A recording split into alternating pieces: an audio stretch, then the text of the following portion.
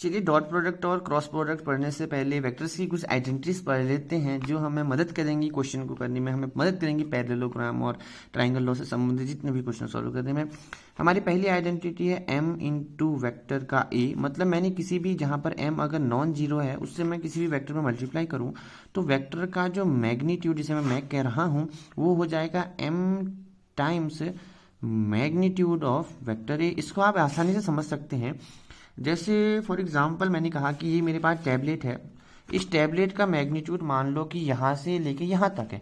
अगर इस टैबलेट में मैं इतनी सी पेन जोड़ दूँ, ठीक है, ये नॉन जीरो पेन है, तो मेरे देखो कि वेक्टर का मैग्नीट्यूड यानी कि वेक्टर की लेंथ कितनी होगी, या इतनी पेन की लेंथ प्लस इतनी लेंथ, मतलब मेरे कहने का मतलब है कि वेक्टर की लेंथ क्या होगी, बढ़ गई। तो वही है कि मतलब अगर नॉन जीरो हो तो m टाइम्स क्या हो जाता है, मैग्नीट्यूड ऑफ a। जैसे फॉर एग्जांपल ऐसा समझो कि तुम यहाँ से लेके चल के तुम यहाँ गए, कितने कदम चले तुमने, 20 कदम चले फॉर एग्जांपल, तुम 20 स्टेप चले। अगर तुम और 5 स्टेप और चले यानी कि तुमने मल्टीप्लाई कर दिया 5 स्टेप से, सो इन दैट केस तुम्हारी डायरेक्शन तो चेंज नहीं होगी, तुमने मैग्नीट्यूड ही बदला है।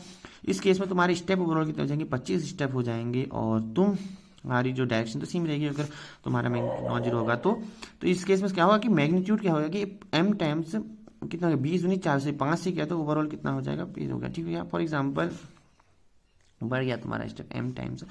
फॉर एग्जाम्पल मतलब कि तुमने 5 बार और 20-20 कदम चला तो तुम्हारा एग्जाम्पल कितना है, 20 यानी कि m टाइम्स a हो जाएगा। और वैसे भी समझ सकते हो, मैंने तो 100 वाला तो m टाइम्स हो जाएगा।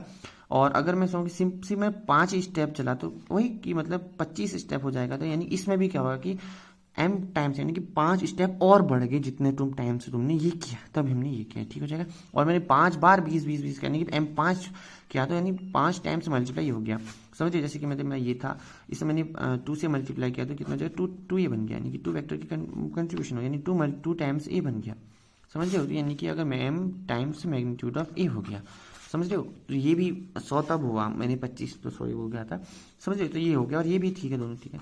अगर ऐसे समझे तो ये भी सही है कि अगर 5 कदम बढ़े तो इसका मतलब ये भी है ना कि अगर मैंने 5 कदम थोड़ा सा आगे बढ़ा तो इसका मतलब मैंने 5 कदम उसमें और ऐड किया, यानी 5 कदम का कंट्रीब्यूशन और बढ़ गया उसमें।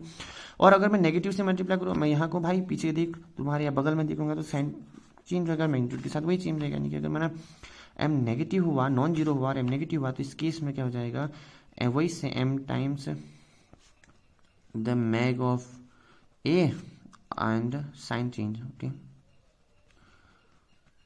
ओके सेकेंड थिंग, अगर m बराबर 0 हो गया, क्या भाई 0 हो जाएगा। और क्या है, मैंने कहा कि इसमें 0 से मल्टीप्लाई करो, यानी कि वेक्टर भी 0 हो गया, नहीं कुछ नहीं वैसे सिंपल नल, कुछ नहीं है।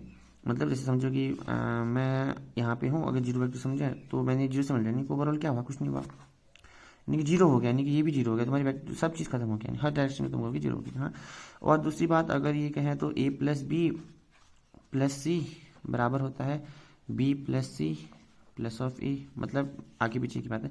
तो ये मेरे कहने का मतलब है कि वेक्टर क्या होता है, कम्यूटेटिव होता है। मतलब मैंने कहा कि अगर मैं यहाँ जा रहा हूँ, फिर मैंने कहा मैं पहले यहाँ जाऊँगा, फिर यहाँ जाऊँगा, फिर यहाँ जाऊँगा, मैंने इन दोनों को जोड़ा फिर इसको जोड़ा, चाहे इन दोनों को जोड़ा इसको जोड़ा, बात एक ही है।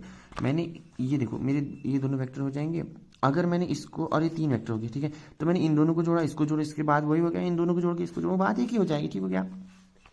दूसरी बात सेम केस, अगर मैं 0 के साथ a जोड़ूँ तो वो भी क्या बन जाएगा, सेम हो जाएगा। मतलब मैं यहाँ गया वहाँ से कहीं नहीं गया, तो बस ऊपर तो वहीं गया, और इस वजह से हो गया। दूसरे केस, अगर मैं a प्लस बी करूँ, b प्लस a करूँ, बात सेम ही है, एसोसिएट, यानी कि मैंने कहा इसको साथ इसको जोड़ूँ, चाहे इसको जोड़ूँ इसको जोड़ूँ, यानी 2 प्लस 4 करूँ आई के जे के, चाहे मैं 4 आई के प्लस जे करूँ 2 जे के, बात एक ही है, ठीक हो गया।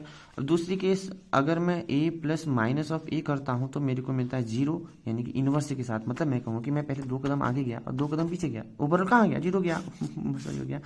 और सेकंड थर्ड केस एक बार हो जाएगा कि डिस्ट्रीब्यूटिव होता है, यानी कि M A plus of B बराबर हो जाएगा M A plus of M B. वैसे हम दोनों मतलब एक ही होते हैं, या तुम ये करो या ये करो, चाहे सिंपल ही तो बात एक ही है। तो ये हो गया, और m प्लस एन के साथ भी हो जाएगा।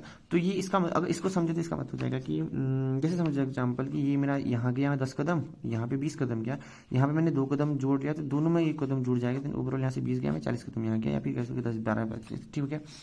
ये एग्जाम्पल हो जाएगा इसका। अब हम अगली वीडियो में इससे बची हुई कुछ और प्रॉपर्टी उनको सॉल्व करेंगे। तब तक के लिए मिलते हैं, बाय। अगर आपको अच्छा है लाइक सब्सक्राइब। हाँ, अगर आपको ये सारी चीज़ें समझ में आई होगी तो कृपया करके अपनी थिंकिंग के साथ 2-4 एग्जाम्पल बनाएं, मतलब रियल लाइफ में समझने की कोशिश करें। आपको समझ में आया होगा। तब तक के लिए